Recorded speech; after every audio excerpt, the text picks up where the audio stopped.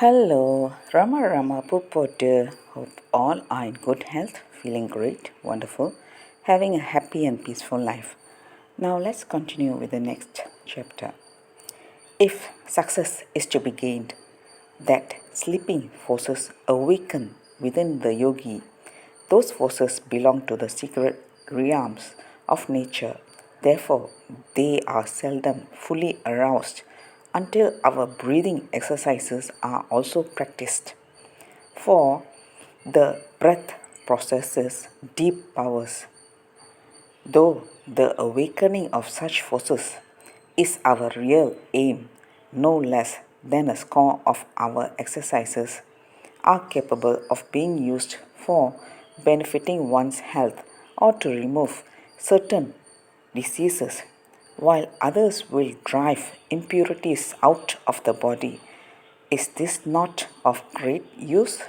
Still, other postures are intended to assist our efforts to get control over the mind and soul. For it is a truth that the body influences thought no less than thought influences the body. In the advanced stages of yoga, when we may be plunged for hours in meditation, the proper posture of the body not only enables the mind to remain undistracted in its efforts, but actually assists its purpose. Add to all these things the tremendous gain in willpower which comes to the man who perseveres in these difficult exercises, and you may see what virtues there are in our methods. But why all this twisting and turning? I object. Because there are many nerve centers scattered throughout the body, and each posture affects a different center. Through the nerves, we can influence either the organs of the body or the thoughts in the brain. Those twists enable us to reach nerve centers which otherwise might remain untouched. I see the basis of this yogic physical culture begins to shape itself a little more clearly in my mind. It is interesting to ascertain how it compares with the basic principles of our European and American systems. I tell Brahma about the existence of the latter. I do not know your Western systems, but I have seen white soldiers being drilled at the great camp near Madras.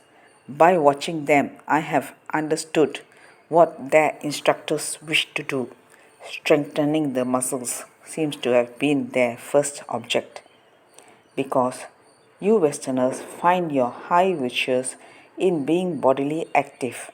Therefore, you make much use of the limbs in a most energetic manner, repeating those movements again and again. You spend energy vigorously so that you may build up the muscles and receive greater strength in return. That is a good thing to do in the cold countries of the north, doubtless. What is the chief difference between the methods as you see it? Our yoga exercises are really poses and require no further movements. After the pose has been taken up, instead of seeking more energy with which to be active, we seek to increase the power of endurance. You see, we believe that though the development of the muscles may be useful, it is the power which is behind them that is of greater value. Thus, if I tell you that standing on your shoulders in a particular way will wash the brain with blood, soothe the nerves, and remove certain weaknesses, you, as a Westerner, would probably do the exercise for a moment and repeat it several times with a rush. You may strengthen the muscles which are called into action by this exercise, but you would get little of the benefits of which a yogi gets by doing it in his own way. And what may that be? He will do it slowly, with deliberation, and then maintain the position as steadily as he can for some minutes. Let me show you this all body posture, as we call it. Rama lies flat upon his back, hands at sides and legs together.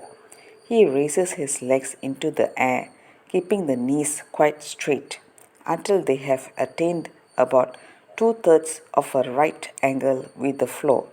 He supports his back with his hands, resting the elbows on the floor. The body is then tilted completely upward, his trunk and hips becoming vertical.